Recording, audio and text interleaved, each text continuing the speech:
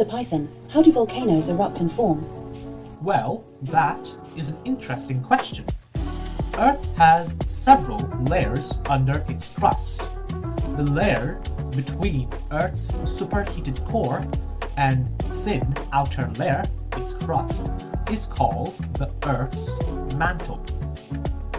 When seawater enters this layer, it mixes with the Earth's mantle, lowering its melting point and creating something called magma, a super hot substance made from molten rock.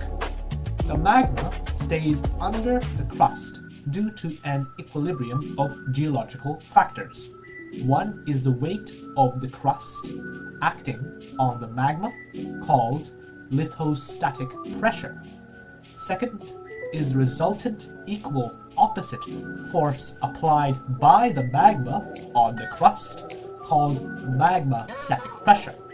The third, holding these two together without breaking the Earth's crust, is the rock strength of the crust.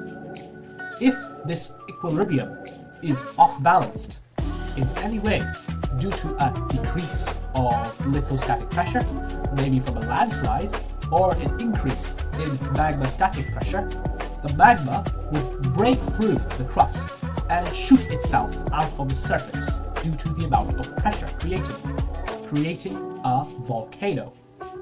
The crust and upper mantle, the layer where magma forms, is called the lithosphere, and this area is divided into different cracked areas, joined together like a jigsaw, called tectonic plates. These connections between two plates are usually where you'll find volcanoes forming, due to magma being able to rise out of the crust. The destructive plate margins, which cut through plates underwater and under land, create composite volcanoes, the ones which have destructive eruptions and pyramid-like shapes, and constructive plate margins, which are gaps completely underwater, create shield volcanoes with a rounded shape.